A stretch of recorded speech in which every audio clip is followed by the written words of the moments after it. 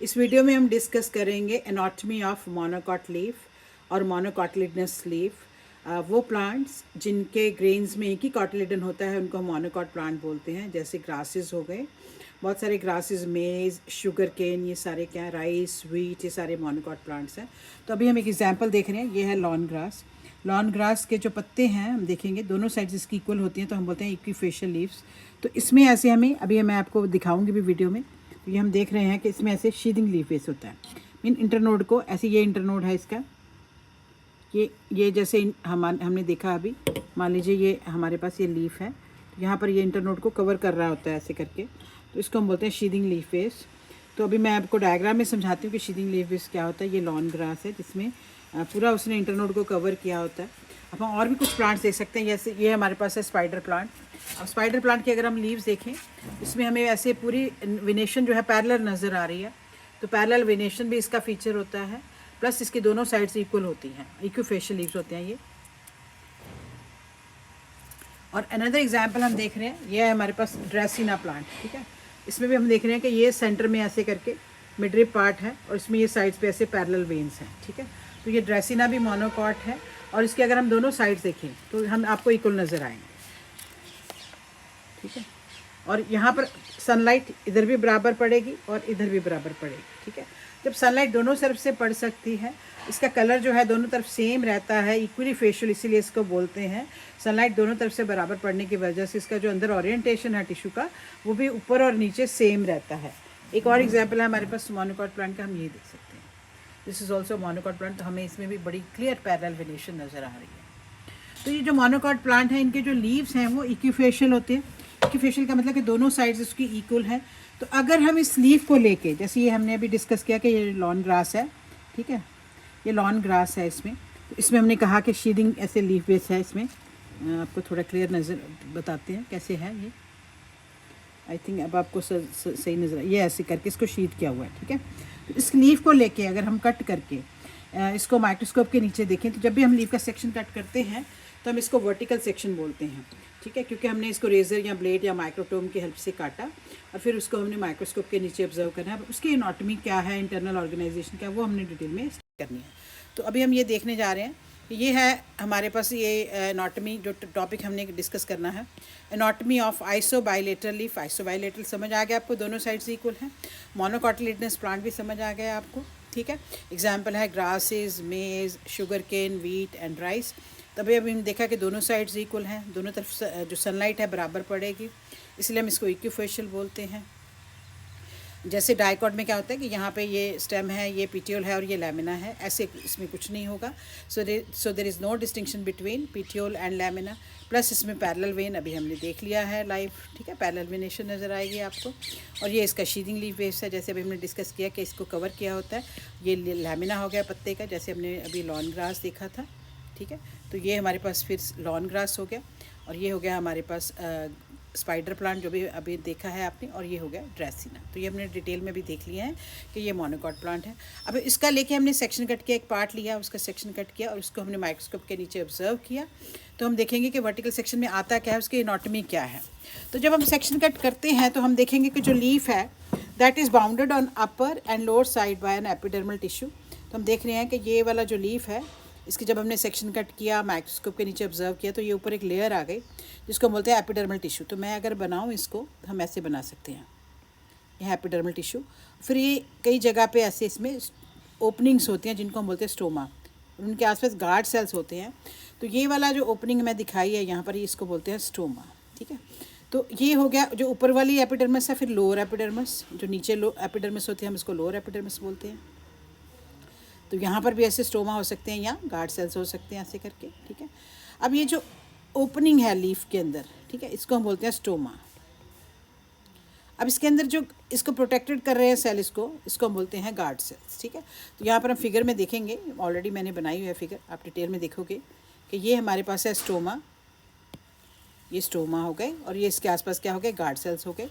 अब ये जो स्पेशल सेल्स हैं यहाँ पर आसपास, ये वाले, इनको हम बोलते हैं सबसिडरी सेल्स। ठीक है, जो स्पेशल मॉडिफाइड एपिडर्मल सेल्स हम बोलेंगे सबसिडरी सेल्स। तो हम इस लीफ में देख रहे हैं कि कैसे ये सारे गार्ड सेल्स पड़े हुए हैं। ठीक है, और उनके आसपास ये सबसिडरी सेल्स हैं। तो अगर हम एक एक ऑब्ज़र्व करें, ठीक है, जैसे हमने गार्ड सेल को ऑब्ज़र्व करें, तो गार्ड सेल का मैं एक बार आपको बना के दिखाती हूँ कि 1 मिनट हमें थोड़ा सा पतला लेना पड़ेगा इसको समझाने के लिए।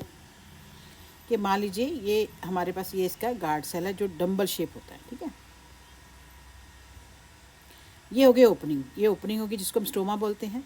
ये जो पार्ट है पूरा ये वाला, ये थिन होता है, ये भी थिन होता है, ठीक है। तो ये सेंटर वाला जो पार्ट है ये इसका थिक होता है। और इसके स्ट्रक्चर में देखें, यहाँ पर एक न्यूक्लियस होगा, प्लस इसमें क्लोरोप्लास्ट होंगे और छोटे छोटे वैक्यूल्स हो सकती हैं। तो ये तो स्टोमा का स्ट्रक्चर है जो हमने डिटेल में पहले भी डिस्कस किया है, मैं लिंक शेयर कर दूँगी डिस्क्रिप्शन बॉक्स में।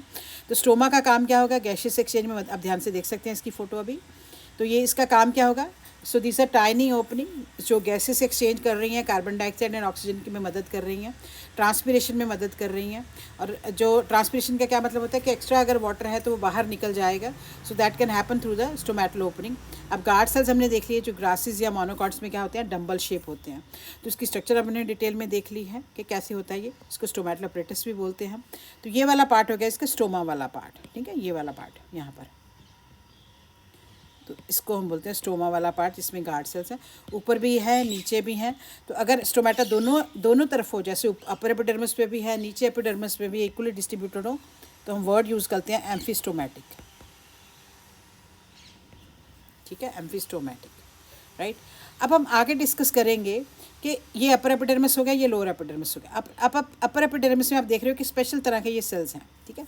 इनको हम बोलते हैं बुली फॉर्म सेल्स। क्या बोलेंगे इनको हम, बुली फॉर्म सेल्स, बुली फॉर्म सेल्स। देखो ऐसे करके डिफरेंट हैं, थोड़े बड़े बड़े हैं ऐसे करके, ठीक है। अब ये जो सेल्स हैं इनमें वैक्यूल्स होते हैं, ठीक है, प्लस ये टारगेट प्रेशर मेंटेन करने में मदद करते हैं, पानी को स्टोर करने में मदद करते हैं। पहले हम एक चीज़ ध्यान से देख लेते हैं। अभी हमने ये लॉन ग्रास का फ़ोटो लिया है, ठीक है। तो कोई ड्राई है, कोई ग्रीन है। अब क्या होता है कि अगर पानी अवेलेबल है तो पौधा सूख जाता है, अगर पानी नहीं अवेलेबल पौधा सूख जाएगा, अगर पानी अवेलेबल है फिर से वो हरा हो जाएगा। तो इस प्रॉपर्टी को हम बोलते हैं resurrection of the plant. Resurrection of the plant mean पानी नहीं है तो ड्राई हो गया, अगर पानी अवेलेबल है तो हरा हो गया या ग्रीन हो गया, फोटोसिंथेसिस में मदद करेगा। तो इसमें जो रीसरेक्शन में मदद कर रहे हैं लॉन ग्रासेस को, वो है बुलीफॉर्म सेल्स। पानी एब्जॉर्ब, पानी लूज। अगर पानी है तो वो स्वेल अप हो जाएंगे, पानी नहीं है तो वो ड्राई हो जाएंगे। सो बुलीफॉर्म सेल्स जो हैं इसको रीसरेक्शन में मदद करेंगे, या हम कह सकते हैं कि इसका पूरा जो टारगेट प्रेशर मेंटेन करने में मदद करेंगे। तो हम थोड़ा बुलीफॉर्म सेल्स के बारे में देख लेते हैं अभी।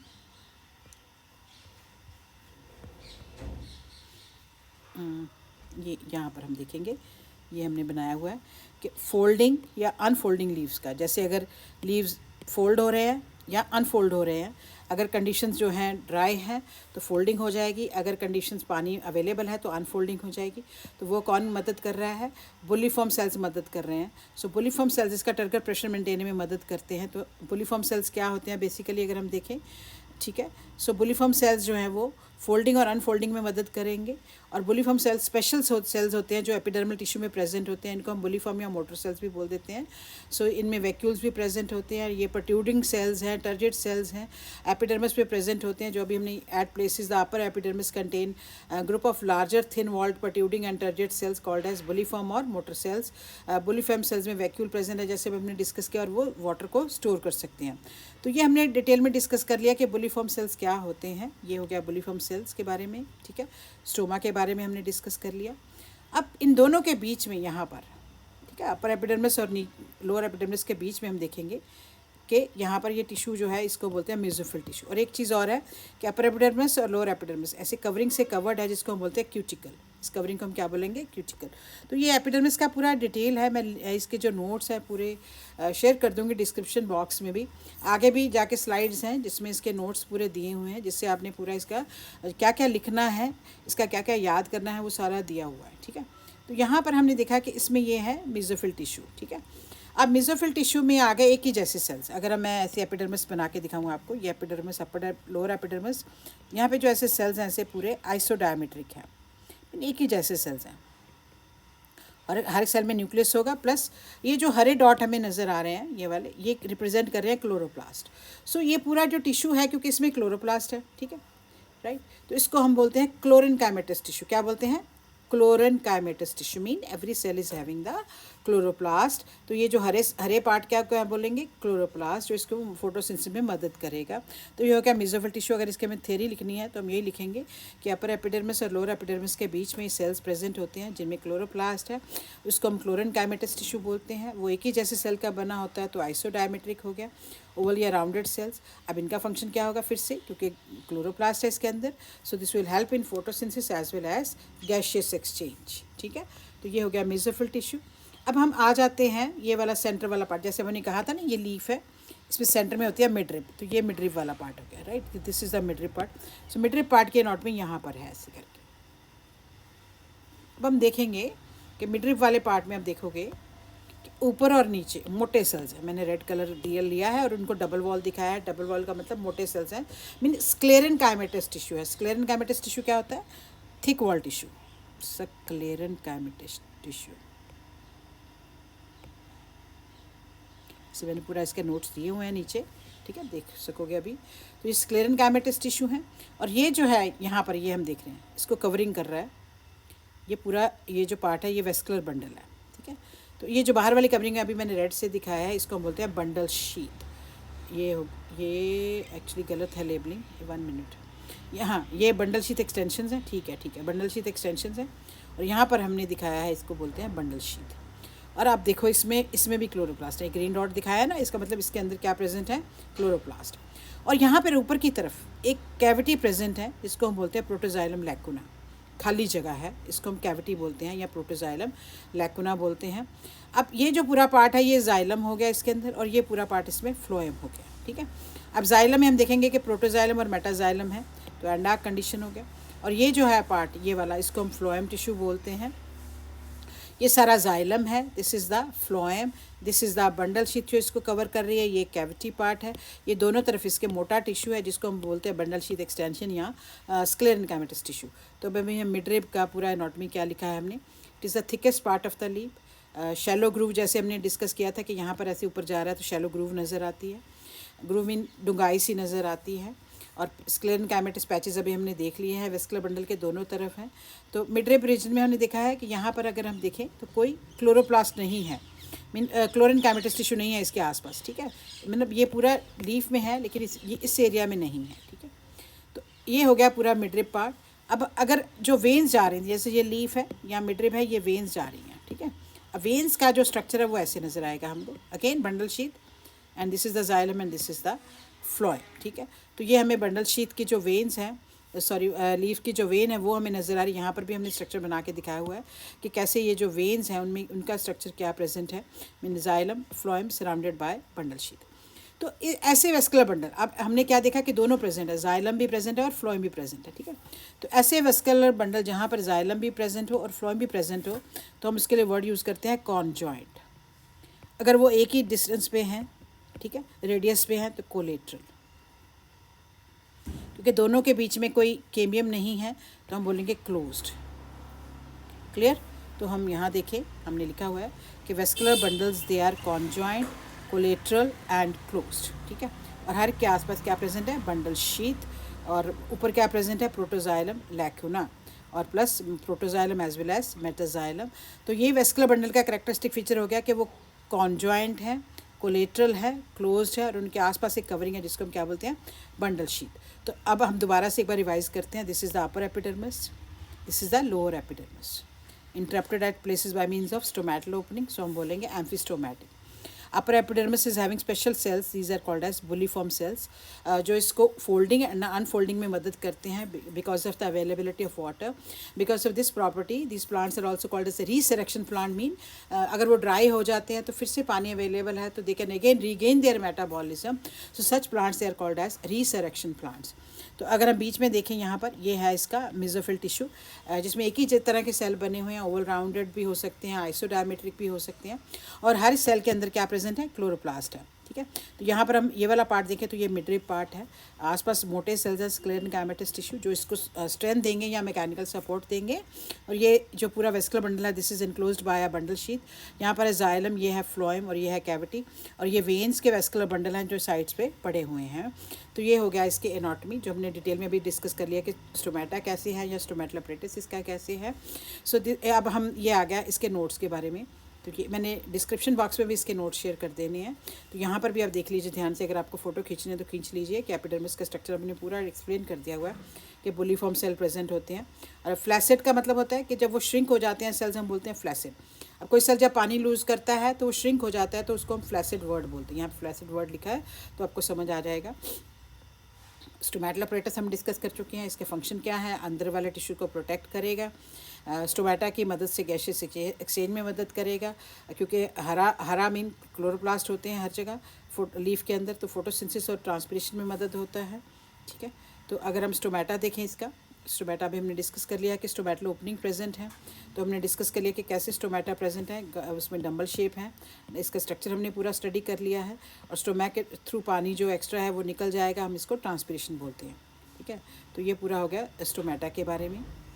ठीक है, अब नेक्स्ट आ गया ये हमारे पास मेसोफिल टिश्यू जो हमने डिस्कस कर लिया कि दोनों के बीच में जो ग्रीन टिश्यू है हम उसके क्लोरेनकाइमेटस टिश्यू बोलते हैं। Again this will help in photosynthesis and gases exchange. फिर हमने वेस्कुलर बंडल डिस्कस कर लिए हैं कि बंडल शीथ है, उसमें भी क्लोरोप्लास्ट है। Conjoint, collateral and closed word detail में डिस्कस कर लिए हैं। Protoxylem and metaxylem and protoxylem lacuna भी हमने डिस्कस कर लिया है। तो ये पूरा वेस्कुलर टिश्यू के बारे में हो गया। मिडरिप पार्ट जो सेंटर वाला पार्ट है, आसपास स्क्लेरेनकाइमेटस पैचेस हैं, ये भी हमने डिस्कस कर लिया है पूरा। तो मिडरिप पार्ट भी डिस्कस कर लिया है हमने सारा। अब हमने ये पूरा एनाटॉमी है इसका स्टडी कर लिया है। इसके नोट्स जो है मैंने डिस्क्रिप्शन बॉक्स में शेयर कर दिए हैं। अब आगे हम इसका क्विज़ प्ले करेंगे। ठीक है, तो आपने मुझे पहले समझना है, फिर उसके बाद क्विज़ के आंसर जो है आप नीचे भी मैंने दिए हुए हैं, आपने लिखना है। What characteristics is true about vascular bundle in monocot leaves? They are open and scattered. They lack bundle sheath. They are conjoined, collateral and closed. They have no mechanical support. तो अभी हमने डिस्कस किया था ना vascular bundle में कि दोनों tissue हैं, जाइलम भी है, फ्लोएम भी है, और दोनों एक ही रेडियस में प्रेजेंट हैं और एपिकेमियम नहीं है। तो इसका सही आंसर आएगा they are conjoint, collateral and closed, क्योंकि दोनों टिश्यू इसमें प्रेजेंट हैं। अब सेकंड क्वेश्चन है what is the characteristic feature of an isobilateral leaf. अभी मैंने आपको वीडियो में भी दिखाया था कि दोनों साइड्स अगर इक्वल हो तो हम बोलेंगे आइसोबाइलेटरल लीफ। तो इसके ऑप्शन आ सकते हैं only one side can face the sun, both the sides of leaves they are equal and can face the sun, only the upper surface is green, they lack a distinct petiole. तो ऐसा कुछ नहीं है, दोनों surfaces इसकी green है, अभी हमने डिस्कस किया है। तो इसमें जो सही आंसर आएगा वो आएगा both the sides of the leaves are equal and they can face the sun. अब नेक्स्ट है question what is the main function of epidermis in monocot leaves. Photosynthesis, अगर उसमें क्लोरोप्लास्ट होगा तो फोटोसिंथेसिस। ठीक है, protection of the internal tissues, water storage and nitrogen fixation, क्योंकि ये पूरे टिश्यूज़ को प्रोटेक्ट कर रहा है तो हम बोलेंगे protection of the internal tissues. यहाँ कई बार ये भी आ सकता है is it helping in transpiration, yes it is helping in transpiration क्योंकि उसमें स्टोमेटा होते हैं। ठीक है, what is the main function of bulliform cell जो अभी हमने डिटेल में डिस्कस किया है। They help in rolling of the leaves, yes they help in rolling of the leaves. They increase photosynthesis, they produce more chlorophyll, they create no stomata। नहीं, वो rolling में मदद करते हैं, उसको पूरा प्लांट को ड्राई कंडीशंस में प्रोटेक्ट करते हैं। तो ये इसका सही आंसर होगा। Which type of cells make up mesophyll tissue in the monocot leaves. तो कौन से सेल्स हैं जो मेसोफिल टिश्यू बनाते हैं, जो हमने बोला था कि अपर एपिडर्मिस और नीचे लोअर एपिडर्मिस के बीच में होते हैं। Small compact cells, large isodiametric cells that are oval और rounded, elongated cylindrical cell, flat rectangular cell। तो इसके लिए हम फोटो देख लेते हैं। यहाँ पर आ जाएगा ये आइसोडायमेट्रिक सेल जो ओवल राउंडेड है। ठीक है, तो यहाँ पर हमने इसको सही आंसर ये वाला दे देना है। ठीक है जी, ऑल राइट। अब नेक्स्ट है what structure surround the guard cells in the stomatal apparatus. Subsidiary cells, bundle sheath cell, bulliform cell या मेसोफिल सेल। तो अभी हमने डिस्कस किया था कि ये गार्ड सेल्स हैं, तो इसके आसपास ये सेल्स हैं जिनको हम बोलते हैं सब्सिडरी सेल। तो इसका सही आंसर क्या आ जाएगा भाई, सब्सिडरी सेल्स। अब नेक्स्ट है what are bulliform cells in monocot leaves. तो अभी हमने देखा था ना जो ऐसे करके लीफ बना है, तो यहाँ पर ऐसे करके बुलिफॉर्म सेल्स। ठीक है, so protective cells on the leaf surface, cells that produce chlorophyll, large thin-walled protruding and turgid cells that can store water, cells that only function in the gas exchange। तो इसका answer ये आ जाएगा। ठीक है, all right. तो हम देख भी लेते हैं एक बार बुलिफॉर्म सेल ये वाले हैं। ठीक है, all right. What is the shape of guard cells in monocot leaf? Circular है, रेक्टेंगुलर है, किडनी शेप है या डम्बल शेप है? तो हम यहाँ पे देख सकते हैं कि ये पूरा ऐसे डम्बल शेप, डमरू की शेप है, ठीक है। तो डम्बल शेप इसका सही आंसर आ जाएगा। तो इसका सही आंसर आ जाएगा डम्बल शेप, ठीक है। यहाँ पे ये वाला आ जाएगा। What is present in the vascular bundle toward the upper side? हमने देखा था लैकुना प्रेजेंट था, खाली कैविटी प्रेजेंट थी। Phloem tissue, bundle sheath, protoxylem lacuna या मेसोफिल सेल? तो हम यहाँ पे डिटेल में देखेंगे तो ये वाली चीज़ है प्रोटोजाइलम लैकुना, ठीक है। अब आ जाइए next question. What type of venation is found in monocot leaves? Parallel है, रेटिकुलेट है, पिनेट है या पामेट है? तो हम बोलेंगे पैरेलल वेनेशन, क्योंकि इसमें हमने देखा था कैसे करके हमें पैरेलल वेन नज़र आ रही है। और भी क्वेश्चन आ सकते हैं, जैसे आ सकता है आपको कि जो है क्लोज्ड किसको कहते हैं, क्यों क्लोज्ड वेस्कुलर बंडल क्यों है? क्योंकि उसमें कैम्बियम नहीं है। दूसरा क्वेश्चन आ सकता है कि ये जो स्टोमेटा दोनों तरफ हैं तो इसको हम क्या बोलेंगे? एम्फिस्टोमैटिक बोलेंगे। जो स्पेशलाइज्ड मॉडिफाइड एपिडर्मल टिश्यू इनको हम सब्सिडरी सेल्स बोलते हैं, ठीक है। तो ये हमें बहुत सारी क्वेश्चन आ सकते हैं जो हम इसको अगर हम डिटेल में पढ़ेंगे तो हम उसका आंसर कर पाएंगे। तो नीचे मैंने यहाँ पे आंसर भी सही आंसर दिए हैं कि अगर आप प्ले करना चाहो तो क्विज़ प्ले कर सकते हो। जैसे पहले पूरा स्टडी कर लो फिर प्ले करो इसको क्विज़ को, ठीक है। So thank you for watching my video. If you like my video, please like, share and subscribe.